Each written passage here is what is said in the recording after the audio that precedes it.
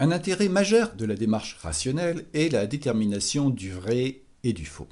Et ce peut être absolument crucial, comme par exemple savoir si telle conduite va avoir des conséquences très dommageables ou au contraire très bénéfiques. Mais concrètement, comment déterminer la véracité d'une chose? Est-ce parce qu'une thèse est affirmée par le plus grand nombre qu'elle est vraie? Par des personnalités prestigieuses? Par les gens de ma communauté? Ou simplement par moi-même depuis longtemps? Est-ce parce qu'une thèse nous arrange qu'elle est vraie? Rien de tout cela, bien sûr. C'est sa conformité à ce que l'on perçoit qui est déterminant. Mais pas que, car tout ne relève pas du perceptible, comme en mathématiques par exemple. C'est aussi sa cohérence compte tenu des définitions données qui doit être pris en compte. Et je vais prendre un exemple d'affirmation à vérifier qui me semble particulièrement intéressant, car il y a effectivement un enjeu, puisqu'il s'agit de souffrances considérables ou d'une béatitude qui ne l'est pas moins, et ce pour une durée infinie, selon des choses que l'on peut faire ou pas. Et je parlais bien sûr de l'existence ou pas, de l'enfer et du paradis, je veux dire d'un Dieu qui nous récompenserait ou nous punirait par ce moyen. On est bien d'accord que l'enjeu est considérable et qu'il serait peu rationnel d'évacuer hâtivement cette question. Présupposer qu'il s'agit là de balivernes, donc tout cela n'existe pas, sous prétexte que cette éventualité ne nous plaît pas, parce que trop anxiogène par exemple, eh bien ce serait prendre ses désirs pour la réalité. Et donc, comme on l'a vu, une attitude irrationnelle. L'attitude rationnelle consiste à affronter la réalité, je veux dire à déterminer sérieusement, et d'autant plus sérieusement que l'enjeu est important, si la chose est vraie ou fausse. Alors c'est vrai que le doute fait partie de la démarche rationnelle, mais en cela qu'il ne faut pas adhérer trop vite à une croyance et qu'il faut rester ouvert à l'éventualité de s'être trompé. Le problème étant qu'il y a effectivement une tendance en nous à adopter hâtivement une opinion, puis à la défendre bec et ongle, plutôt qu'à rester ouvert à la vérité, quelle qu'elle soit. Et pour ça, je vous renvoie à ma précédente vidéo, le syndrome de la tête de mule. Si vous voulez à tout prix défendre tel ou tel point de vue, c'est pas la peine de discuter, ni même de penser. Vous êtes définitivement enfermé dans votre chapelle. La quête de la vérité qui pourrait rassembler tout le monde passe par la démarche rationnelle qui suppose de cultiver sérieusement l'humilité, la circonspection et le courage. Car bien sûr, il ne suffit pas de douter pour être rationnel, et même cette démarche consiste à réduire le doute autant que possible, mais par le moyen d'une investigation neutre et rigoureuse. Alors j'ai dit réduire, et non pas éliminer, car bien souvent, en effet, on ne peut pas être absolument sûr, mais on peut par contre toujours estimer des probabilités, savoir si la chose est plus ou moins vraisemblable. Et l'on peut être amené à devoir se contenter parfois d'une vraisemblance légère, car souvent on est amené à devoir décider rapidement face à des sujets assez complexes. Mais souvent aussi, il y a une telle accumulation de preuves qui apparaissent au fil de l'investigation que on peut parler effectivement de certitude pratique. En tout cas, sur le sujet dont je viens de parler, il importe de se livrer sérieusement à une telle investigation. Et à propos d'enfer et de probabilité, vous avez peut-être entendu parler du pari de Pascal. Alors celui-ci repose sur une estimation de probabilité en l'absence d'investigation.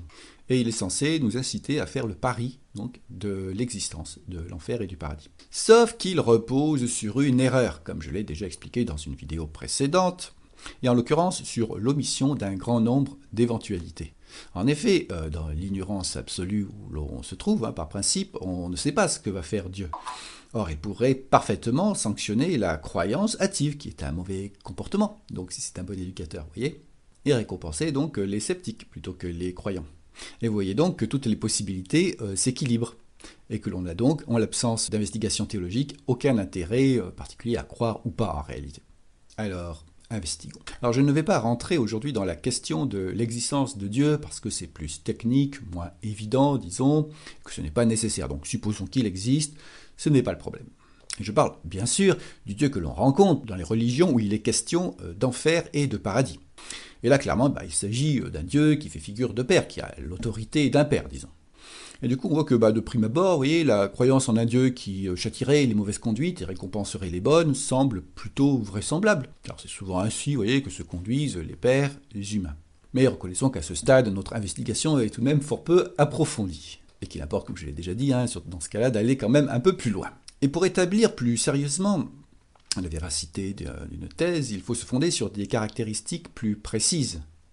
Que Dieu est comme un père. Or, de telles caractéristiques précises existent. Dans ces religions, Dieu est infiniment bon, puissant, sage, intelligent, bref, il a toutes les qualités au plus haut degré.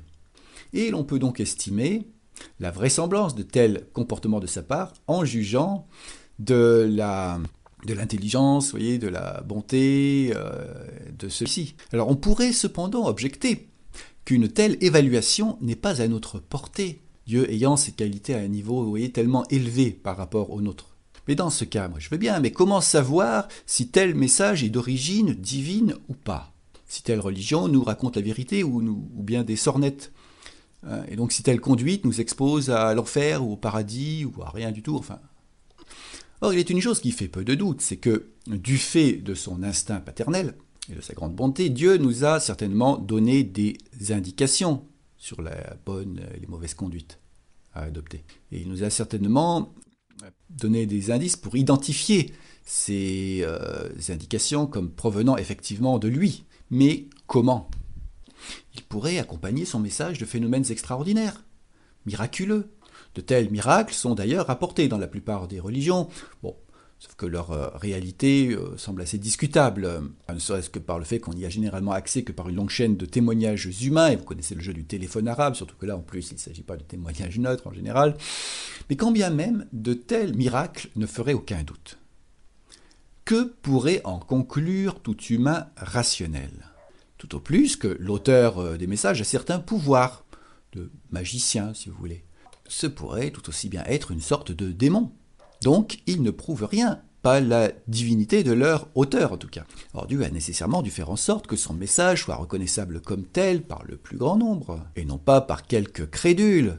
Non seulement la crédulité n'est pas universellement partagée et Dieu refuserait ainsi son message à tous ceux qui font preuve d'intelligence, mais de plus, chaque crédule adhérant au premier mythe qui lui tombe sous le nez par définition, et qui n'est évidemment pas le même pour tous, la crédulité divise.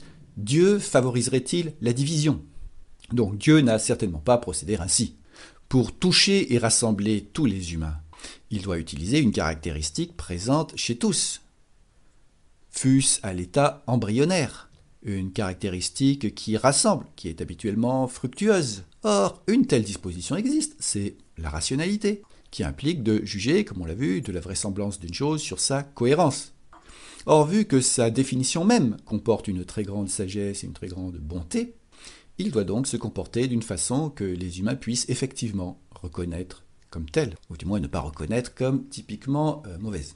C'est important de bien comprendre ça, parce que sinon on pourrait dire tout et n'importe quoi concernant Dieu, et objecter ensuite à ceux qui ne vous croient pas, mais qui êtes-vous pour savoir ce que Dieu doit faire? Sauf que celui qui dit ça, il a juste oublié d'appliquer ce principe à lui-même, quoi. Donc voilà, donc là la question c'est bien sûr importante, comment reconnaître Dieu, et je viens donc d'y apporter une réponse. Alors revenons à cette histoire donc d'enfer et de paradis pour voir si elle semble correspondre de la part de Dieu à une sagesse, bonté et intelligence supérieure, ou si au contraire c'est éloigné de tout cela, de façon donc à établir avec un maximum de certitude sa vérité ou sa fausseté. Or il se trouve qu'en matière de pédagogie, puisqu'il s'agit bien de cela ici, nous avons fait quelques progrès depuis l'époque où cette croyance est apparue. Même si évidemment il en reste à faire bien sûr. Et il semble de plus en plus clair que la violence, le chantage ne sont pas les meilleures méthodes, du moins pour ce qui concerne l'éducation morale. Il apparaît, ce qui n'est pas très surprenant d'ailleurs, que l'explication ou l'exemple sont bien meilleurs. On sait maintenant, expériences scientifiques à l'appui, que la violence nuit au développement de l'intelligence de l'enfant et rend violent, ce qui n'est pas surprenant, les enfants procèdent par imitation. Ils se comportent avec autrui comme on se comporte avec eux.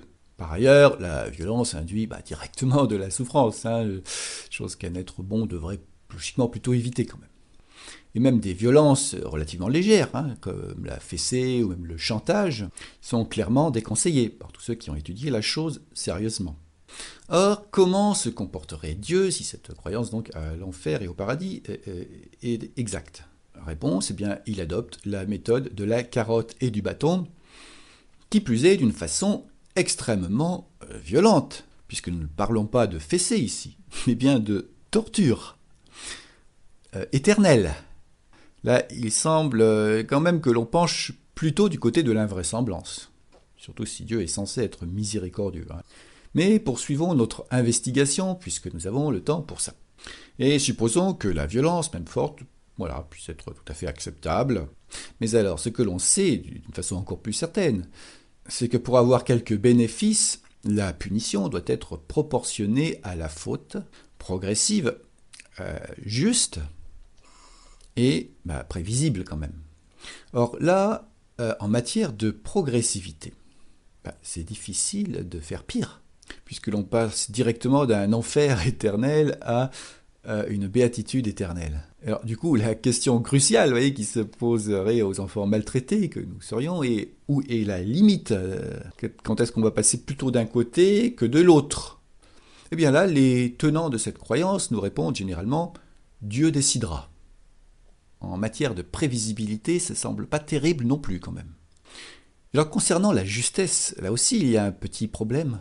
Alors certes, généralement, celui qui fait souffrir autrui, enfin voilà, dans certains cas du moins, voilà, est puni. Bon, là d'accord. Mais certaines choses sont également punies qui ne correspondent pas du tout à une nuisance, de sorte qu'on ne comprend pas très bien en quoi ce serait juste. Et c'est le cas du simple fait de ne pas croire en ce qu'il faut, en Dieu en particulier. Donc là encore, la liberté de penser qui relève du b.a.-ba en matière de pédagogie, il ne connaîtrait pas vraiment. Vous voyez que si je me comporte bien, mais que je ne crois pas en telle chose, enfin, concernant la religion, où est le problème, n'est-ce pas le résultat qui compte? Imaginez un père qui punirait fortement un enfant bon et obéissant, sous prétexte que celui-ci ne le reconnaîtrait pas comme étant son père. Se soucierait-il premièrement de l'intérêt de son enfant ou de lui-même? Et à supposer que la non-croyance en telle ou telle caractéristique divine, supposément devinable, soit réellement nocive. Il s'agirait alors d'un manque d'intelligence, pas de méchanceté de la part de l'enfant. Et ce n'est donc pas une punition qui pourrait améliorer cela. Alors comme vous le savez, ceux qui croient à l'enfer et au paradis considèrent souvent l'incroyance comme le pire des péchés. Disons que dans ce cas, l'invraisemblance est encore plus grande. Une découverte fondamentale de la psychologie est que plus on ressasse des idées et les émotions qui vont avec, bien plus elles reviendront facilement. La considération d'intérêt personnel fort nous maintient donc dans l'égoïsme. Or, c'est typiquement ce que fait cette croyance à l'enfer et au paradis. Or, l'éducation morale devrait nous rendre altruistes, normalement, vous voyez, pas égoïstes. Alors, certes, cette croyance peut conduire à un comportement altruiste, si elle est suffisamment solide, disons. Mais vous voyez que même là, à un niveau plus profond et global, elle renforce l'égoïsme qui va forcément se manifester d'une façon ou d'une autre. Du moins, voilà, cela conduit à une tension interne qui est forcément éloignée du bonheur. Un bon éducateur moral devrait nous amener à considérer les bénéfices directs de l'altruisme, le bonheur d'aimer, d'être en harmonie avec autrui, et développer ainsi l'altruisme réel. Or là, notre éducateur semble ne connaître que l'égoïsme comme quelqu'un qui serait égoïste, vous voyez, en plus d'être violent et stupide. Bizarre quand même, hein. Bref, ça commence à faire beaucoup, là, quand même. Niveau preuve, et l'on pourrait raisonnablement, bien sûr, à ce stade, arrêter quand même l'investigation et considérer la fausseté de cette croyance comme bien établie. Et ceux qui continueraient à la soutenir, s'il en reste, je présume qu'ils ne le font que par habitude de combattre pour le camp qu'ils ont choisi, par réflexe militant, et non pas par désir sincère donc de s'approcher du vrai, de la cohérence, à moins qu'ils aient des arguments rationnels, et dans ce cas qu'ils me les exposent en commentaire, leurs arguments, pas leur agressivité, parce qu'il y en a qui confondent des fois, laquelle confirmerait ma présomption, bien sûr. Et si vous avez du mal à en trouver des arguments, eh bien ayez le courage d'en tirer les conclusions qui s'imposent. Car la détermination du vrai se fait en comparant les arguments pour et contre, pas en militant toujours du même côté, évidemment. Mais continuons encore un peu pour voir jusqu'où on peut aller comme niveau de certitude. Vous allez voir que c'est intéressant quand même. Et supposons donc que, ok, contrairement à toutes les découvertes de la science, même au simple bon sens, la menace et l'ultra-violence seraient non seulement bienfaitrices, mais constitueraient le summum en matière de techniques éducatives, puisque Dieu est infiniment sage, intelligent, etc. Je rappelle. Il y a encore un autre problème. Pour que cette méthode ait son petit effet dissuasif, disons, encore faut-il que la réalité de la sanction ou de la récompense ne fasse point de doute, ou du moins le moins possible. Or Dieu étant infiniment puissant, je rappelle, il peut fort bien mettre en œuvre la sanction de façon à ce que tout le monde puisse la constater. Un peu comme le font les sociétés humaines. Hein. Tout le monde peut aisément vérifier que les peines de prison ont bien lieu. Et jadis, les condamnés étaient suppliciés en place publique pour bien édifier le bon peuple. Imaginez que dès que quelqu'un commettrait un vol, son bras serait gangréné dans l'heure. Qu'aussitôt que quelqu'un ferait un faux témoignage, sa langue tomberait tandis que sa mâchoire se déformerait dans d'horribles souffrances. Je pense qu'il y aurait rapidement beaucoup moins de vols et de faux témoignages. Or, notre Dieu Père Fouettard pourrait faire cela, puisque omnipotent. Or, que fait-il pour ceux qui croient bien sûr à l'enfer et au paradis? Vous allez rire, il punit précisément au moment où personne ne peut vérifier la réalité de la sanction. En l'occurrence, par-delà la mort, dont personne ne revient, de façon avérée en tout cas. C'est quoi l'intérêt? Donc en plus d'être violent, il serait d'une idiotie affligeante. Bref, là encore, c'est contradictoire avec sa définition. Et pour ceux qui me diraient, oui, mais bon, pour moi, Dieu n'est pas infiniment sage et puissant, c'est juste comme un père, ok. Juste une petite remarque encore. L'intérêt d'une punition pour un éducateur qui croit en l'efficacité de celle-ci, donc, c'est d'améliorer le comportement de l'enfant, qu'il se comporte mieux après, sinon il n'y a pas d'intérêt. Or, c'est quand l'après d'une punition éternelle. Mais poursuivons encore notre analyse. Ce qui fait l'invraisemblance d'une thèse, c'est aussi l'existence de thèses alternatives plus vraisemblables. Si une explication semble peu vraisemblable, mais qu'on n'en voit pas d'autres, elle peut fort bien être la bonne. Mais si on en voit d'autres plus vraisemblables, cela la rend d'autant plus invraisemblable. Y a-t-il donc une autre explication plus vraisemblable à ce comportement divin, entre guillemets? Eh bien, une autre explication est tout simplement que cette attribution soit une invention humaine et non pas une réalité divine, bien sûr. Alors, notons tout d'abord que cette attribution satisfait notre besoin de justice. Besoin typiquement humain, ce qui la rend plutôt vraisemblable, vu que la tendance à prendre ses désirs pour la réalité est un penchant bien connu au sein de notre espèce. Mais aussi, cette croyance permet d'influencer autrui, ce que les hommes n'ont cessé de faire depuis la nuit des temps.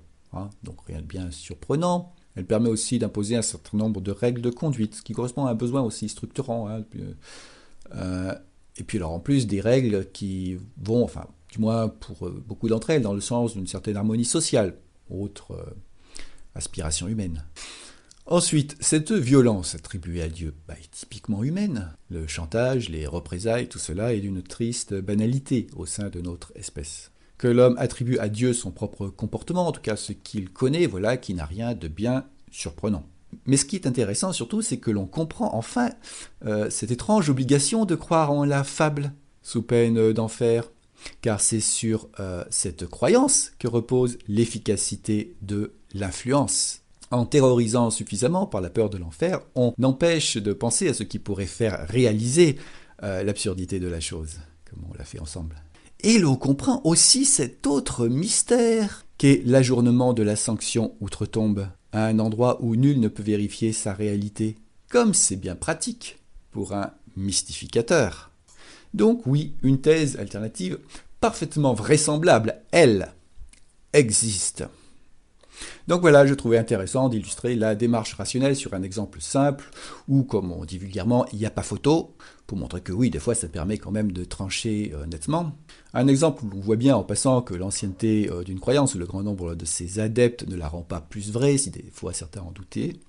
Mais surtout, s'attaquer à cette croyance qui, bien qu'en régression, persiste encore de nos jours, me semble bénéfique. Pourquoi ?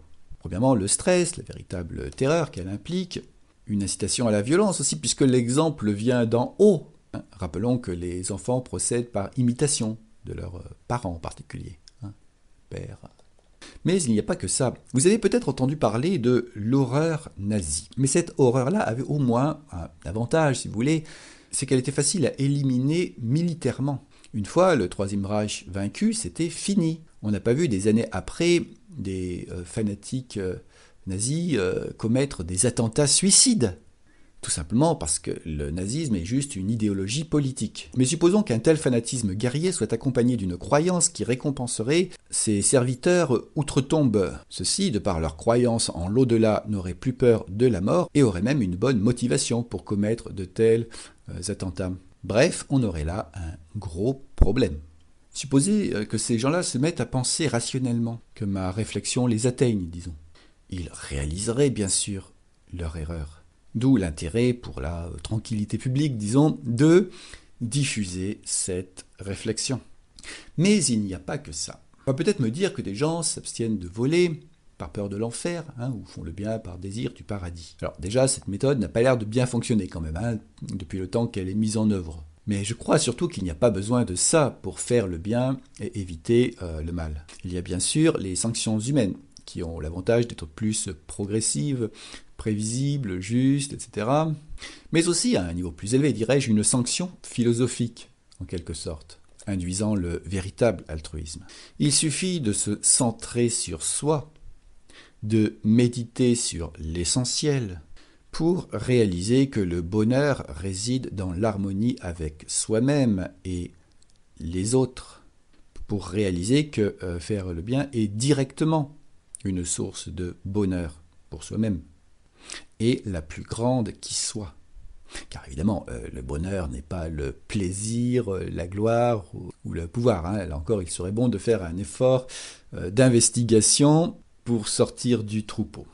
En somme, la compréhension par l'expérience directe, l'explication donc, et la meilleure pédagogie, ce qui devrait vous rappeler quelque chose. Si Dieu existe, c'est forcément ainsi qu'il nous communiquerait son message, en faisant appel à d'autres raisons, pas en nous manipulant qui plus est avec violence, mais aussi par souci d'efficacité, il s'adresserait directement à chacun d'entre nous, pas à quelques rares élus que les autres devraient croire ensuite, des siècles après, voir le problème de la crédulité.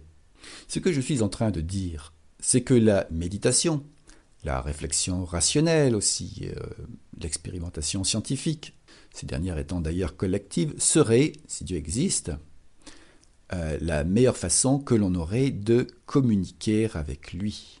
Et peut-être que le monde irait mieux, serait plus éloigné de l'enfer et plus proche du paradis, si l'on essayait cette approche, pas seulement dans le domaine technique. Peut-être est-ce là la meilleure façon de nous relier à Dieu, si l'on y croit, mais surtout de se relier aux autres.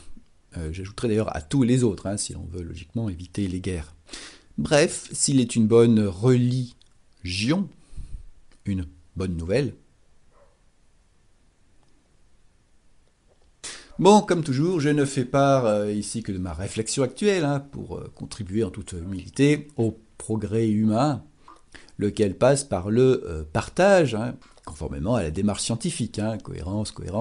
Donc si vous pensez que mon raisonnement comporte des erreurs et que vous êtes bienveillant, bien sûr vous allez nécessairement les indiquer en commentaire, et je serai très heureux de bénéficier de vos lumières. Et si vous pensez que ce message pourrait apporter quelques bénéfices, eh bien n'oubliez pas d'en favoriser la diffusion, puisque vous disposez d'un pouvoir important pour cela. C'est entre vos mains, disons. Moi, j'ai fait ma part.